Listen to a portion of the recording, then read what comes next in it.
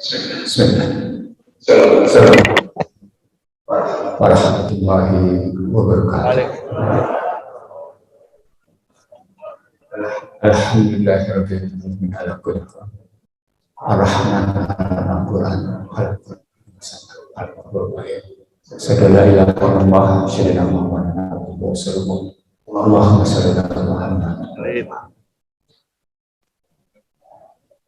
Puji syukur kehadirat Allah Subhanahu wa Ta'ala karena subuh ini kita masih diberi kesempatan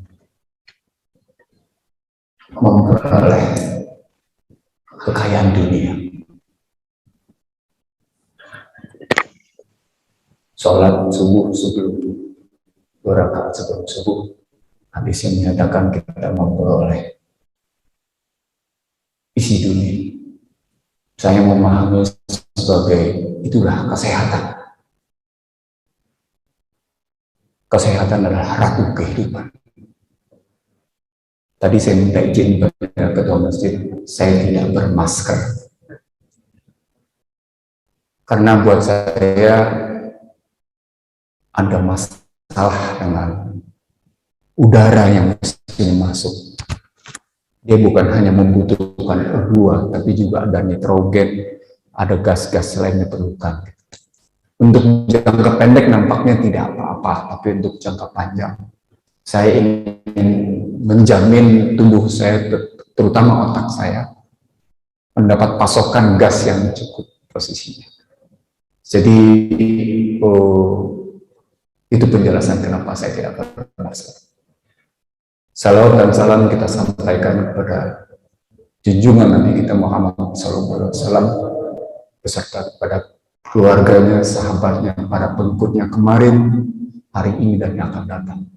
Mudah-mudahan di hari akhir nanti kita memperoleh syafaatnya. Bapak sekalian, saya diminta untuk bicara bagaimana basis masjid sebagai pijakan untuk ekonomi. Yang menurut saya penting sebelum sampai ke sana adalah mari kita buka dulu Siratul Nabawiyah. Ketika kemarin PA 212 merayakan 1 Muharram 1443 Hijriah dengan pembicara saya, moderatornya Haikal, dan viral ke beberapa kalangan karena memang kami merayakan sama-sama. Saya memulai dengan satu tahapan bagaimana Utsman bin Affan setelah hijrah melakukan satu tindakan. Karena waktunya sempit, waktu itu saya tidak menyampaikan tentang tahapan. Padahal tahapan itu sangat penting untuk kita pahami. Misalnya saya mengajukan pertanyaan begini Bapak sekalian. Kalau kita mengambil Siratul Nabawiyah hari ini, posisi kita ada di mana? Ada di posisi dakwah tertutup, dakwah terbuka, hijrah, kital, perang, Futuh Makkah, atau dalam posisi kejayaan. Jadi ada 6 tahap Bapak sekalian. Jadi kalau mengambil Siratul Nabawiyah, kita punya 6 tahap. Dakwah tertutup, dakwah terbuka. Begitu gencarnya dakwah terbuka itu sampai akhirnya Bani Hasim itu marah luar biasa gitu dan dimusuhi. Allah memerintahkan kamu hijrah, terbuka, tertutup, terbuka, hijrah, atau kita perang, atau Futuh Mekah, pendudukan Mekah, lalu kemudian kejayaan. Saya tambahin satu lagi karena Allah akan bercerita tentang penciptaan dunia 6 masa, terakhirnya penciptaan manusia. Maka kalau saya naikin satu tahap lagi, periode istiqomah, sehingga akhirnya kita selama sekian abad berada di puncak kejayaan itu. Kita kira-kira ada di mana? Bagaimana kita merefleksikan diri kita dalam perspektif Siratun Nabawi, tahapan-tahapan ini. Saya mengambil istilah dari pembelajaran itu, ada periode 7 abadan, 7 abad naik dia, 7 abad turun, 7 abad naik lagi. Atau periode 3 abadan, periode 100-an, periode 50-an, periode 1 generasi, 25 tahun, 15 sampai 25, atau periode berikutnya di bawah. Kira-kira kita ada di mana? Saya menjawab, kita di periode kita.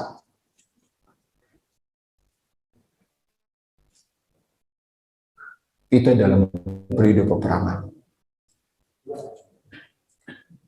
Baik mengambil cerita pada Al-Baqarah 29-34, ketika Allah mengizinkan syaitan terus-menerus mengganggu,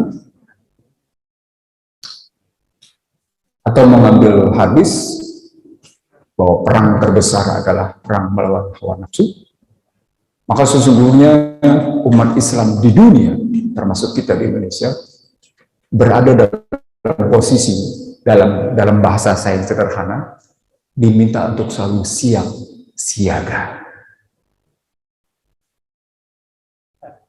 Kalau dalam bahasa konkretnya apa?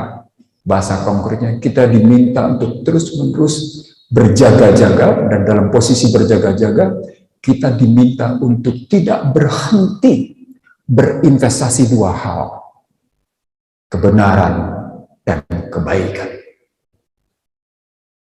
Karena kita akan petik investasi kebenaran dan kebaikan ini nanti. Wah, itu absurd. Betul, absurd. Karena kita tidak tahu perjalanan kita setelah kubur. Konkretnya bagaimana? Bisa nggak kita petik investasi itu di dunia? Ketika investasi kebenaran dan kebaikan itu kita lakukan. Bisa. Bagaimana? Konkretisasinya adalah rumah tangga yang tentram dan damai. Saya ulang Bapak sekalian. Ketika kita bersikap siap siaga, ketika kita bersikap waspada terhadap situasi kehidupan, bisa nggak kita meraih jannah di dunia? Bisa. Rumah tangga yang tentram dan damai itu adalah jannah. Baiti jannati. Bagaimana baiti jannati ini bisa kita reguk di rumah? Sederhana sekali yang pertama. Sederhana sekali. Tapi berat. Jujur dan tanpa riba.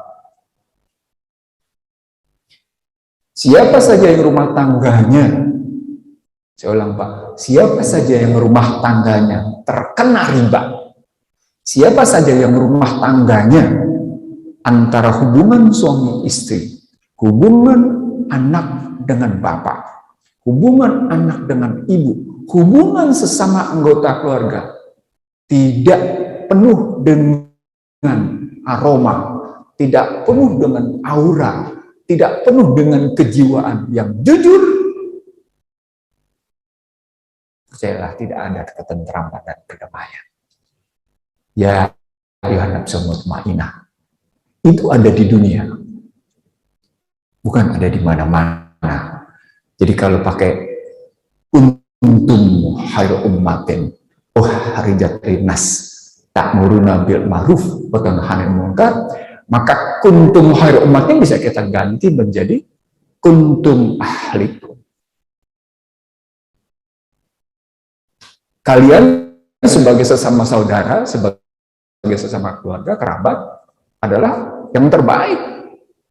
Jika ta'muruna bil ma'ruf, tidak kemana-mana. Dia dimulai dengan posisi di dalam. Dan sepanjang yang kedua tentu melakukan amar ma'ruf. Artinya kita berusaha untuk melakukan kita. Nah tadi sudah saya dengar dari Pak Rudi, juga dari Ketua Masjid, bahkan disampaikan tadi, bahwa masjid ini akan masuk ke dalam sentra bisnis. Hasil 212 di Hotel Sofian Jakarta memposisikan saya sebagai Dewan Pengawas KSB 12. Kurang lebih 2 tahun lalu saya mundur. Setelah sekian lama, sejak 2017 saya menjadi Dewan Pengawas KS212, lalu saya mundur. Apa modal ceritanya? Mari saya mulai dengan cerita hijrah. Jadi saya jawab pertanyaan Bapak tadi, pertanyaan saya sendiri, yang kemudian saya jawab sebagai posisi kita. Saya mulai dengan hijrah. Saya tidak mulai dengan dakwah tertutup dan terbuka, tapi langsung saya hormati, saya langsung lompat ke posisi hijrah. Bapak Ibu sekalian yang saya hormati, majelis salat subuh yang dirahmati Allah, ada 3 hal yang dilakukan oleh Rasulullah dalam konstruksi hijrah. Yang pertama adalah membangun masjid.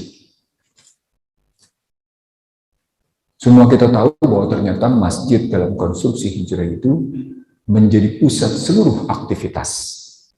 Tapi ada yang dihadapi oleh Rasulullah dan para sahabat waktu itu, baik Muhajirin dan Ansar, air masalah. Maka Utsman bin Affan melakukan perjanjian dengan Yahudi dalam rangka memenuhi kebutuhan air. Biasanya para asatid, para ulama hanya menyatakan Utsman bin Affan hanya konstruksinya memenuhi kemampuan kebutuhan air. Tanpa melakukan kajian secara mendalam, bagaimana sesungguhnya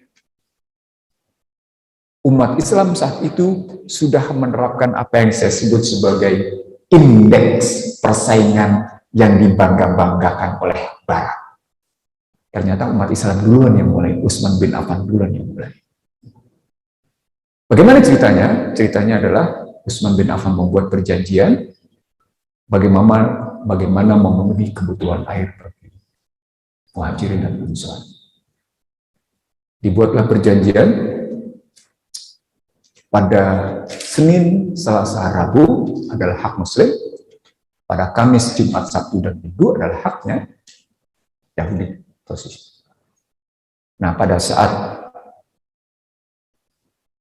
Utsman bin Affan punya hak untuk menyampaikan air itu kemudian dibebaskan, tidak dijual. Sementara pada posisi Yahudi, pada Kamis, Jumat, Sabtu, dan Minggu, Yahudi dijual. Apa dampaknya? Ada nggak pembelinya pada saat itu? Setelah Utsman bin Affan membebaskan, ada nggak pembelinya sih pada saat Yahudi itu menjual ketika Kamis, Jumat, Sabtu, dan Minggu? Nggak ada pembeli. Ada pembeli tapi makin hari makin berkurang. Kenapa? Karena Utsman bin Affan menyediakannya secara gratis pada Senin, Selasa, dan Rabu. Ceritanya begitu. Apa poin dari perjanjian ini? Ada 4, Pak. Dunia Barat mengenal yang disebut dengan indeks persaingan itu, pertama, harga. Yang kedua, kualitas. Yang ketiga, delivery. Yang keempat, inovasi. Ketika Utsman bin Affan menjual, harganya ambruk, 0. Yang kedua, dari segi kualitas tidak kalah, karena sumbernya sama. Yang ketiga, delivery-nya at any time, silahkan ambil. Inovasinya, ya ini yang orang lupa. Inovasinya bukan cuma sekedar bagaimana, tergantung pada masing-masing bagaimana orang menyediakan diri untuk mengambil tempat itu, diberikan kreativitas kepada yang namanya 2 pihak. Pada si produsen, dalam hal ini air yang tinggal dia dengan baik, dengan tertata rapi, karena Muslim diajarkan untuk tertata rapi, disiplin dengan baik, dan pada mereka yang ambil dengan tempatnya masing-masing. Jadi ada 2 inovasi yang dibuat. Inovasi dari hal ini adalah si pemilik hak, Utsman bin Affan, dan masyarakat. 2, tergantung pada kebutuhannya.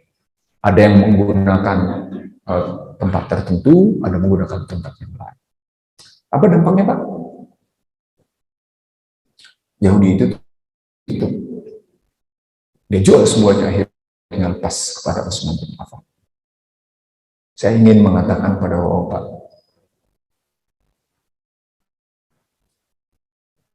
indeks persaingan itu tidak dimulai dari Barat. indeks persaingan itu dimulai dari Islam. Dalam riset saya, sesungguhnya masih diteruskan satu lagi posisinya dalam model sekarang, data. Jadi kalau kita ambil indeks persaingan sekarang ini, sesungguhnya bukan hanya harga, bukan hanya kualitas, bukan hanya delivery dan inovasi, tapi juga data. Tadi saya berbicara kepada Ketua DKM, kalau nanti kita bicara kambing yang sudah 100 ekor itu, dengan wakaf produktif sebesar 115 juta, maka kita harus melakukan kajian lebih dalam, terutama pada dua hal. Yang saya ceritakan tentang Utsman bin Affan, ada dua informasi, selain persoalan indeks persaingan, tapi juga modal bisnis namanya. Jadi model bisnisnya ini penting, karena kebanyakan kita gagal itu dalam model bisnis. KS 212 yang merugi itu karena gagal.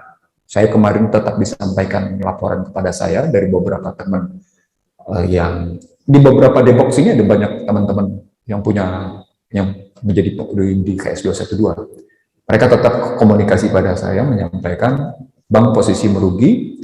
Saya bilang iya, karena sejak awal salah di modal bisnis. Bapak boleh mewakafkan, Bapak boleh menyatakan, sudah saya wakafkan untuk Masjid Al-Muhajirin sebagai wakaf produktif. Lalu Bapak tidak perlu, nggak boleh. Tidak boleh.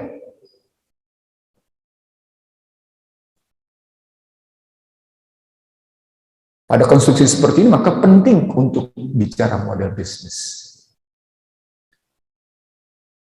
Kalau kita sudah bicara model bisnis, maka penting untuk menerjemahkan mana para pihaknya. Di balik konstruksi Utsman bin Affan tadi berjanji, punya perjanjian dengan Yahudi dan kemudian dengan masyarakat, konstruksi pentingnya adalah konsep tentang para pihaknya itu menjadi kata kunci. Makanya tadi saya kutip tentang untung para umat, dan umat ini saya ganti dengan ahlikum, saya ganti dengan keluarga, fa ikhwanukum, dan sesara umat beriman. Oh, sekalian, kalau saya melompat dari konstruksi hijrah ke kita, maka kata kunci pertama, Bapak-bapak, saya tidak ingin masuk ke kajian yang biasanya kalau Bapak suka lihat saya di layar kaca, kajian strategis global baru saya terjemahkan.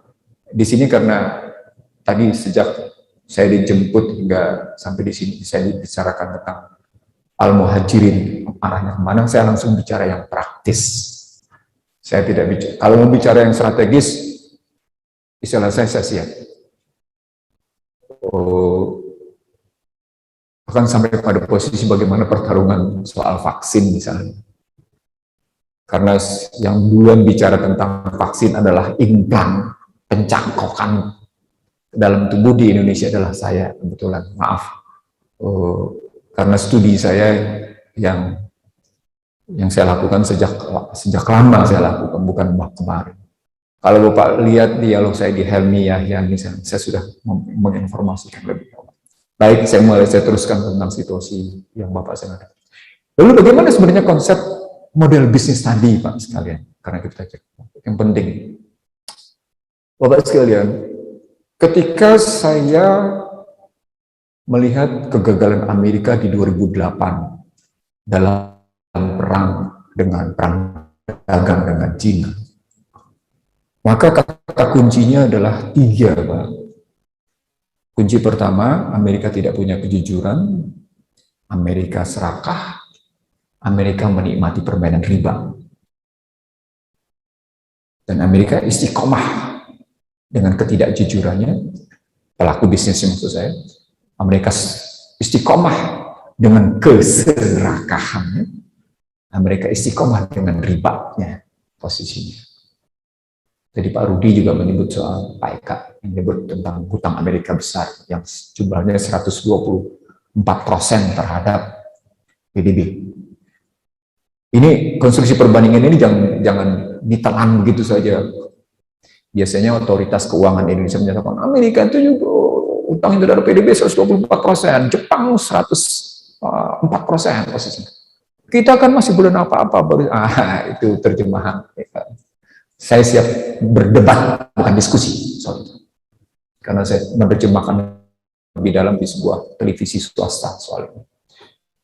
Nah, kesalahan yang 4 itu sesungguhnya berbasis pada kegagalan modal bisnis. Kalau dalam perkembangan YouTube saya terakhir, baik modal Cina dengan kajian state owned company-nya atau dengan state kapitalismenya kalau pakai bahasa sananya, atau kemudian menjadi corporate kapitalismenya kalau pakai bahasa barat, pertarungannya adalah pertarungan corporate capitalism melawan state capitalism sekarang ini, pada hakikatnya sama. Gimana samanya? Fasis. Saya tanya bahwa Pak, dalam pasar bebas ini istilah tentang konsumen adalah raja itu kenyataan atau palsu? Palsu, betul sekali Pak. Jadi siapa sesungguhnya yang raja? Pemodal, produsen. Pemodal memerintahkan produsen, dia sesungguhnya raja. Bapak bisa lihat seluruh permainan itu tidak pernah melepas hulu hilir. Mereka bahkan sangat tergiur, bahkan sangat bertarung kuat untuk mengambil public goods and public services. Semua hajat hidup orang banyak itu diambil, baik bentuk produk maupun bentuk jasa. Per hari ini mereka tidak sekedar bermain pada produk. Mereka sudah bergeser ke jasa. Apa wujudnya? E-government. ini. Sekarang saya tanya sama Pak. Beyond e-government itu pemasok KPR-nya siapa? Beyond e-government itu atau e-money itu segala macam yang dibikin oleh itu pemasoknya softwarenya siapa? Jadi kalau kita main perangkat keras, perangkat lunak, dan konsumsi brandware-nya, kerangka berpikirnya, itu siapa pemasoknya? Orang pemerintah atau swasta? Swasta. Jadi core-nya siapa? Swasta atau pemerintah? Swasta.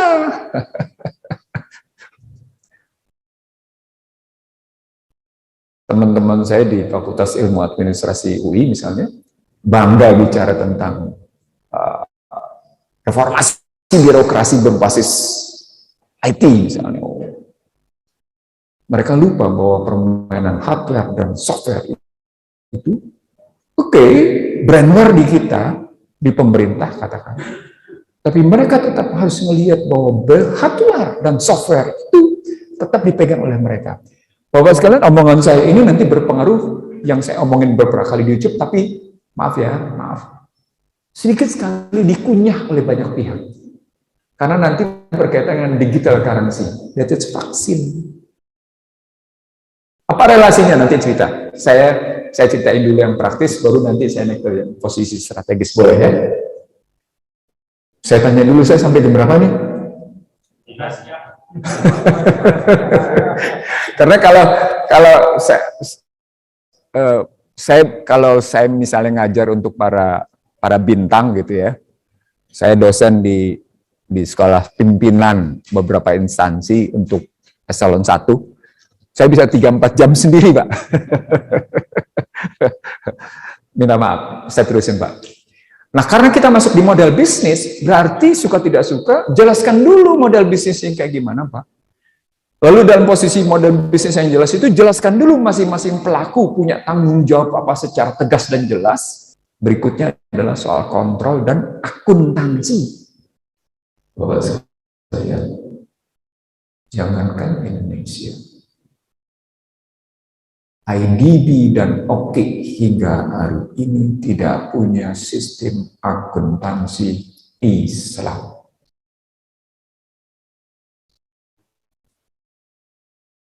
Saya ulang, Pak, jangankan Indonesia, OKI dan IDB hingga hari ini tidak punya sistem akuntansi Islam.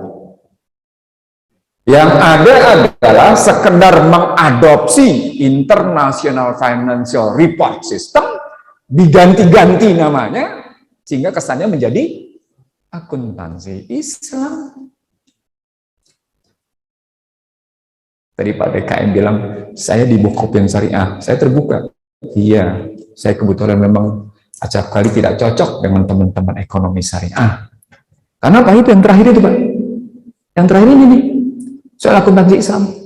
Jelaskan pada saya misalnya, apakah sistem akuntansi yang muncul di ekonomi konvensional atau di perbankan konvensional itu sama atau bagaimana dengan sistem akuntansi ekonomi syariah atau perbankan syariah?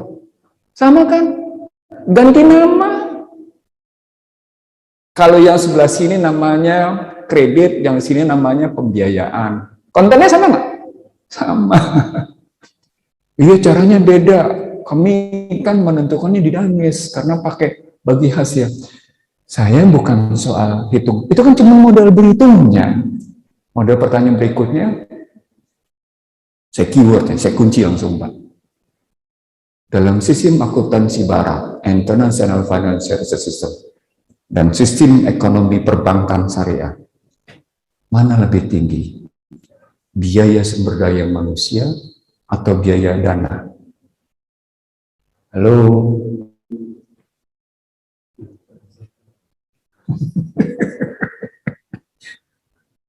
Saya pernah diuji sama Rizik. Ditanya sama Rizik. Apa pendapat? Jadi sebelum kasus-kasus seperti sekarang, sudah lama sekali. Dalam satu kesempatan dialog di Petamburan. Saya berapa kali ngisi di Petamburan. Gimana menurut antum soal bank syariah? Saya bilang, maaf ya, itu kemasannya pakai gamis. Saya bilang, isinya sama. Itu kenapa? Jujur nggak? Gimana ngomongnya? Yang kedua, akuntansinya ya juga. Yang ketiga tadi, struktur tenaga kerja dibayar berapa, cost of fund atau biaya dana dibayar berapa, lalu dalam sisi akuntansinya terbuka nggak berapa bayar tenaga kerjanya? Maaf ya Pak ya, terbuka nggak? Nggak terbuka Pak. Kenapa nggak terbuka? Halo, kenapa perbankan syariah tidak berani membuka berapa sesungguhnya dia bayar tenaga kerja? Dan dia bandingkan yang namanya dengan biaya dana. Loh kenapa kayak gitu pertanyaannya? Kenapa Pak? Karena Islam memberitakan pertama kali bebaskan perbudakan. Tidak ada perbudakan yang terjadi. Oh, Al-Quran masih mengatur, iya. Tapi konstruksinya bukan dalam konstruksi perbudakan. Konstruksinya tetap hubungan kemanusiaan. Kalau kita mengambil begitu. Jadi pertama kali Pak, silahkan muhajirin melanjutkan sentra bisnisnya. Tapi perbaiki modal bisnisnya dengan pendekatan-pendekatan pelakunya dan sistem kontrolnya, lalu aplikasikan dengan sistem akuntansi yang benar. Silahkan. Motif saya adalah Anda harus bertanggung jawab pada muwakif. Setinggi-tingginya. Uang yang sudah terkumpul 115 juta untuk 100 kambing yang targetnya 1000 kambing itu, kan kalau dihitung sampai 1000 kambing kan paling tidak ada jadi butuh duit sampai 1,15 miliar. Iya. 1.150 juta kalau kita naikin posisi. Uang besar, Pak. Oke, simpulan sederhana, 3 hal. Kalau kita mau main seperti itu, boleh perbaiki model bisnisnya, dekati bagai model pelakunya, struktur pelaku satu sama lain. Yang ketiga, tingkatkan kontrolnya, berarti tingkat akuntansinya harus diperbaiki. Catatannya. Saya pindah, Pak, sekarang. Secara tidak langsung Pak Rudi tadi yang ngejemput saya menyampaikan, ini berhubungan dengan 3 RW masjid ini. Kalau 3 RW berarti ada minimal ada 120, ada berapa RT? Kurang lebih kalau kita anggap satu RT-nya ada sekitar 20, berarti ada sekitar 60 RT. Nggak nyampe ya?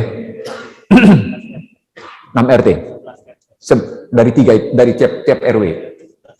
Berarti ada 33. Kita buletin aja 30, kita turunin. Kalau 30 RT posisinya, satu RT ada 40 keluarga, kita turunin lagi, 30 rumah tangga, berarti 30 ke 30, berarti ada 900 ya.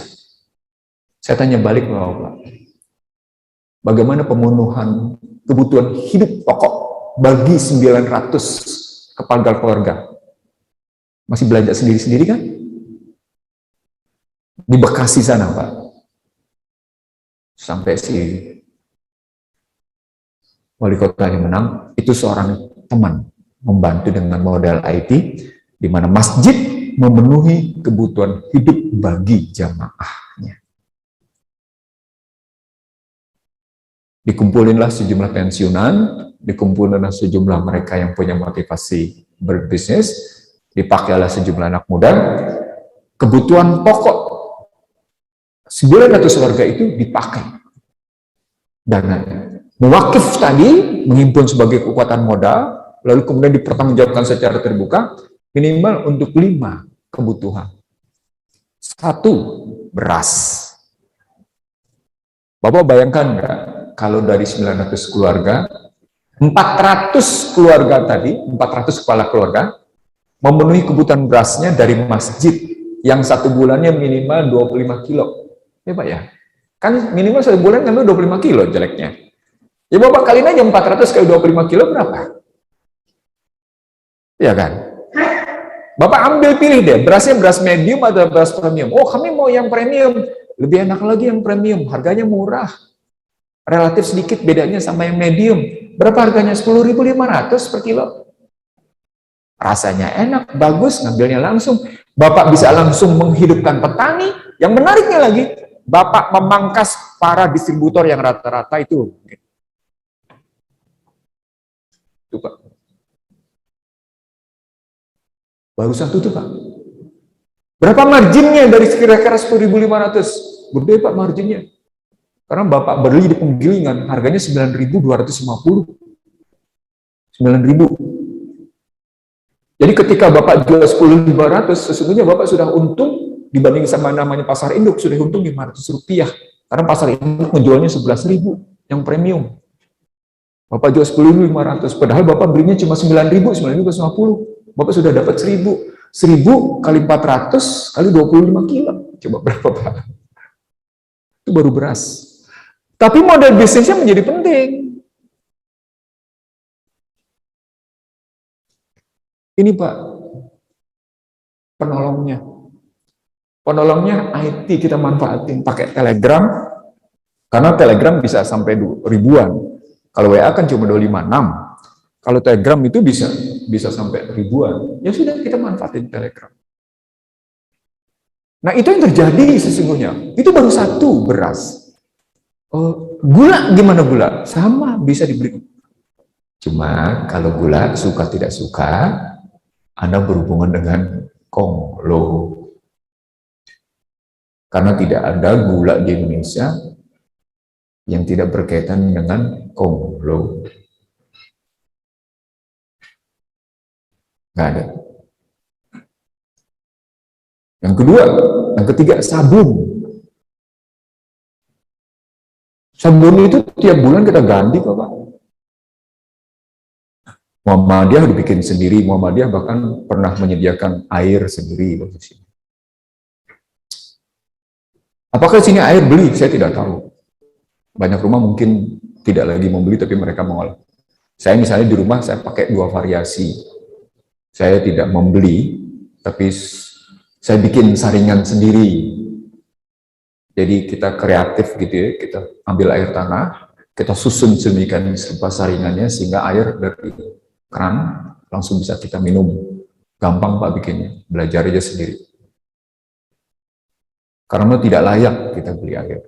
Tapi untuk menjamin kebutuhannya itu, saya beli juga air yang tadi, yang pernah diproduksi oleh, bukan diproduksi, pernah dibeli oleh Muhammadiyah, anak Depok yang buat.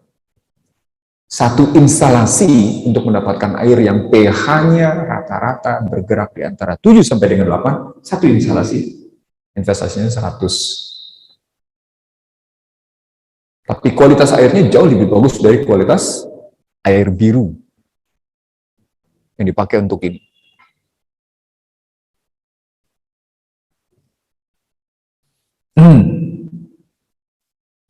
Jadi banyak Pak yang bisa kita kerjain. Jadi kalau Anda punya uang sampai kayak gitu, banyak yang bisa dikerjain.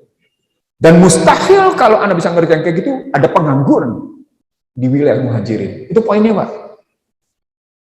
Baru 3 tuh Pak. Beras, gula, sabun, atau air posisinya. Tambah lagi Pak yang lain. Identifikasi. Menurut saya kalau Bapak mau ngambil model bisnis yang benar kayak gitu, kita mulai tadi karena indeks persaingan sekarang ini berkembang dengan data, Bapak riset aja. Ini menarik ya Pak. Bapak riset aja, bikin peta. Di sekitar muhajirin ini yang 3 RW tadi, bikin peta. Petanya untuk apa? Petanya untuk mengambil data sosial dan ekonomi. Data sosial dan ekonomi yang mesti kita bikin. Dalam konstruksi kita, maaf saya, konstruksi perang, kata kuncinya adalah kekuatan informasi yang kita miliki di masjid. Di sekitar masjid ini, ada nggak yang bau-bau kira-kira berseberangan sama Islam? Itu kita perlu tahu. Wajib tahu, bukan perlu, wajib tahu. Kalau pakai konstruksi Imran Hussein, Bapak tahu Imran Hussein ya, yang suka beredar di YouTube sebagai eskatologi ya. Peperangan nanti ketika Imam Mahdi mau turun posisinya, itu konstruksinya tidak mengenal negara, perangnya. Perangnya adalah perang agama. Tadi Al-Baqarah adalah perang abadi antara keilahiahan sama materialisme. Antara mereka yang memang bismi rabbik sama mereka yang megang kafir tauhid. Itu akan abadi. Jadi tidak dikenal perbatasan perang karena negara.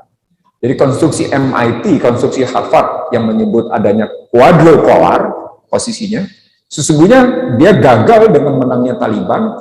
Tapi kalau pakai konstruksi Imran Hussein, kitalnya nanti adalah kital antara agama, tidak lagi antar negara. Nah kalau kita ngambil kayak gitu, maka sesungguhnya bisnis kita, bisnis yang mau dibangun oleh muhajirin, tidak boleh keluar dari posisi ku anfusakum wa ahlikum nar. Tidak boleh keluar. Disitulah kemudian At-Taubah 60 mewajibkan kita untuk memberdayakan sanak keluarga kita. Disitulah surat Jumu'ah berujung pada posisi wallahu khairur razikin. Bedah Pak surat Jumu'ah deh. Ayat Jumu'ah itu kita bedah deh. Panggilan pertamanya apa, panggilan keduanya apa, panggilan ketiganya apa, kenapa setelah surat itu Allah menutup dengan wallahu khairur razikin. Razikin itu kan memang bukan sekedar uang, tapi minimal masjid sebagai basis umat, sebagaimana Muhammad Rasulullah mencontohkannya di posisi hijrah, memang harusnya begitu. Dia menjamin kemenangan bagi umatnya, dia menjamin kemudian ketentraman hubungan, dia menjamin namanya posisi rezeki yang berkecukupan. Kalau pakai surat Jumu'ah, dan itu pusatnya masjid. Hatib atau kemudian imam sering membaca surat Jumu'ah, tapi konten rumusan satu persatunya acap kali tidak diperdalami, kenapa strukturnya begitu isinya. Itulah aplikasi tadi, Bapak benar sudah, masjid sebagai basis, sebagai bagian basis. Tapi bukan hanya itu, berdasarkan pemetaan data lingkungan masjid, Bapak mestinya meleverage. Oke, kita mulai dengan ekonomi, fine, jadi tetapi ada tetapinya, bikin peta, social datanya kayak apa. Lagi-lagi manfaatin IT yang Bapak punya, Pak. Manfaatin Telegram, peta posisinya, sehingga informasinya bisa menjadi cepat, Speed, stamina, and akurasinya tinggi. Jadi kalau aku pakai indeks persaingan, speed, stamina, and akurasinya tinggi.